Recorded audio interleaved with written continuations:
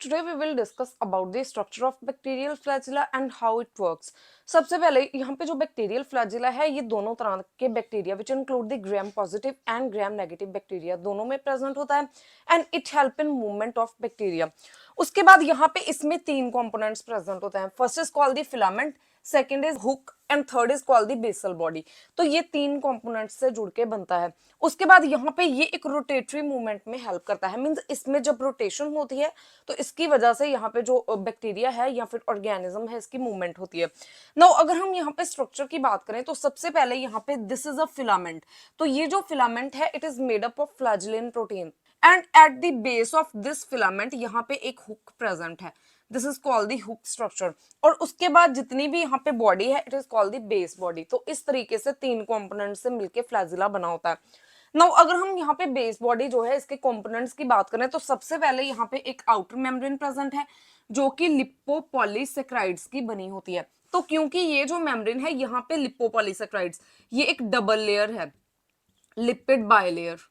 Okay तो इस तरीके से जो है ये मेम्ब्रेन प्रेजेंट होती है और इस मेम्ब्रेन के साथ जो रिंग प्रेजेंट होती है इसे हम बोलते हैं एल रिंग। एल रिंग इसलिए because it is lipopolysaccharide ring, so that's why इसे हम एल रिंग बोलते हैं। उसके बाद यहाँ पे नीचे एक पेप्टिडोग्लाइकन लेयर प्रेजेंट है। तो जो रिंग यहाँ पे पेप्टिडोग्लाइकन लेयर के पास है इसे हम बोलते हैं P ring, that is peptidoglycan ring. उसके बाद यहाँ पे जो है जो बेसल बिल्कुल बेसल स्ट्रक्चर है इसमें यहाँ पे this is M ring and this is S ring, so that's why combinedly इनको एम एस रिंग बोला जाता है। जो एम रिंग है it is called the membranous ring क्योंकि ये प्लाज्मा मेम्ब्रेन के पास प्रेजेंट है। अगेन जो प्लाज्मा मेम्ब्रेन है ये भी लिपिड बाइलेयर है। तो इस तरीके से ये मेम्ब्रेन के पास रिंग है तो इसे मेम्ब्रेनस रिंग बोला जाता है और जो इसके ऊपर रिंग प्रेजेंट है इसे बोलते हैं सुप्रा मेम्ब्रेनस रिंग। तो इस तरीके से दो एमएस रिंग प्रेजेंट होती है, M ring and S ring combinedly we call them MS ring. उसके बाद यहाँ पे अगर हम इस साइड की बात करें तो जो प्लाज्मा मेम्ब्रेन है इसमें एक एच एटीपेज प्रेजेंट होता है। जो एच एटीपेज है यहाँ पे ये हाइड्रोजन आयंस को पंप करता है against the concentration gradient. Means जो इस साइड कंसंट्रेशन है एच पॉजिटिव आयंस की ये लो है और इस साइड जो कंसंट्रेशन है इट इज वेरी हाई। तो जब यहाँ पे जो एच पॉजिटिव आयन है ये पंप होते हैं इनसाइड द बैक्टीरिया और इनसाइड द फ्लैजिला तो ये against the concentration gradient pump होते हैं और ये जो कंसंट्रेशन ग्रेडियंट है इसकी वजह से एक इलेक्ट्रोकेमिकल प्रोटोन ग्रेडियंट जनरेट होता है। नाउ ये जो इलेक्ट्रोकेमिकल प्रोटोन ग्रेडियंट यहाँ पे जनरेट हो रहा है इसे यूज करके इसकी एनर्जी को यूज करके यहाँ पे जो MOTA and MOTB, this is MOTA and MOTB, these are called the motor complexes। तो motor complex A and motor complex B and जो motor complex A and B है ये एक स्टैटिक स्ट्रक्चर है। ये यहाँ पे हाइड्रोजन पंप की तरह और हाइड्रोजन चैनल की तरह काम करती है।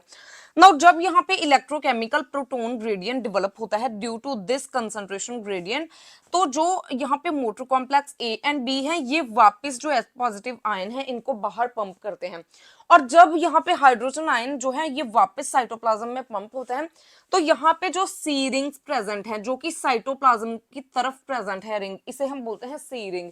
इसमें रोटेशन होती है। तो जब यहाँ पे सी रिंग में रोटेशन होती है तो इससे क्या होता है कि जो फ्लैजिलम है इसकी मूवमेंट होती है। ये जो फ्लैजिला है ये इस तरीके से रोटेट करता है क्योंकि सी रिंग्स जो है ये रोटेट कर रही हैं और जब फ्लैजिलम में रोटेशन होती है तो जो ऑर्गेनिज्म है इसकी मूवमेंट होती है। अब यहाँ पे जो सी रिंग्स हैं they are formed by three proteins which is called fly G, fly M and fly M। Now यहाँ पे C ring and MS ring together or combinedly they act as a rotor complex, means यहाँ पे ये flagellum की rotation में help करते हैं। जब C ring में रोटेशन होती है तो इसके साथ जो MS rings हैं इनमें रोटेशन होती है और ये पूरी जो स्ट्रक्चर है इसमें इस तरीके से रोटेशंस होती हैं। तो यहाँ पे जो बैक्टीरिया में फ्लैजिला है इसमें रोटरी मूवमेंट और रोटेशनली मूवमेंट होती है। तो ये इस तरीके से रोटेट करता है और जो ऑर्गेनिज्म है वो मूव करता है। नाउ ये जो रोटेशन है ये क्लॉकवाइज भी हो सकती है और एंटी क्लॉकवाइज भी हो सकती है। तो इस पे जो डायरेक्शन है कि किस साइड इसकी मूवमेंट होगी ऑर्गेनिज्म की ये डिपेंड करती है। So this is all about the function of bacterial flagella and how it function or how it works. So if you have any type of query regarding this topic, please ask me in comment section, and if you find the content useful, please like and share the video and subscribe my channel Biology on Earth.